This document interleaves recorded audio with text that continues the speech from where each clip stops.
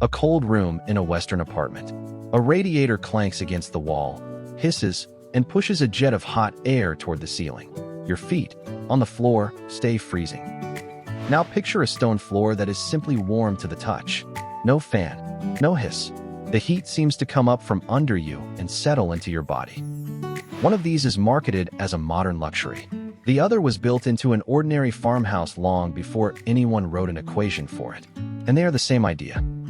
Walk into a high-end home tour today and radiant floor heating shows up as a premium line item, a signal of a serious renovation. Builders talk about it like a discovery of the last decade. So here is the collision with common sense. If warm floors are a cutting-edge upgrade in the 2020s, how did a Korean farmhouse have them in the 1200s, with nothing but a fire and some flat stone? The system is called Ondol, and the word simply means warm stone. It did not heat the air of the room. It heated the ground you lived on, and let the ground do the rest. That should feel backwards. Everyone knows heat rises. If you want to warm a person, the obvious move is to warm the air around them, the way a radiator tries to. And yet the farmhouse floor works better than the clanking radiator.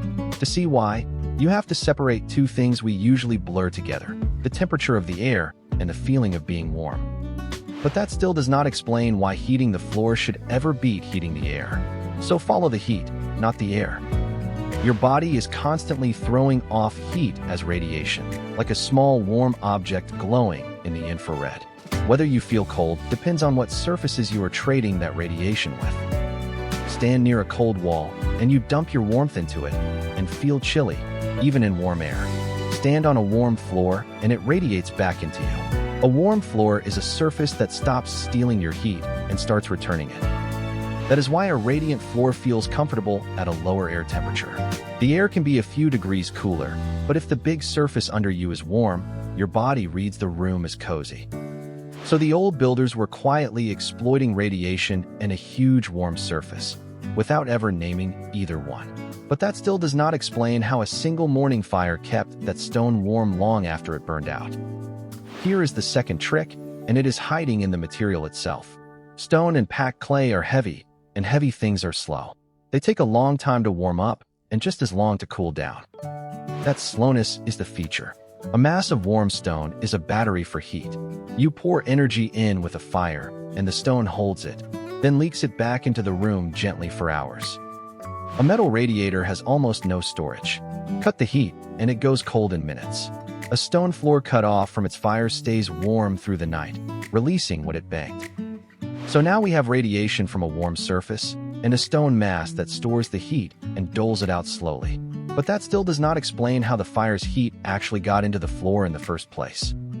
If you like taking one everyday thing apart until it surprises you, subscribe and you will never see a warm floor the same way again. And go watch today's short on how Koreans heated their floors for 2,000 years.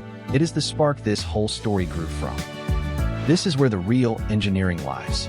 The fire sat in a firebox at one end of the house, usually below the kitchen, lower than the room floor. From there, hot smoke and gas were pulled through flat channels running underneath the floor, the flues. As they traveled, they pressed against the stone above and handed their heat straight into it by conduction. That path is the whole design. Conduction from the hot gas into the stone, storage inside the thermal mass, then radiation up into the room. 3 physics steps, arranged by builders who never wrote a single one down. And it had one real weakness. The floor near the firebox got hot fast, while the far end, where the smoke had already cooled, stayed cold. One room could roast while the next stayed chilly.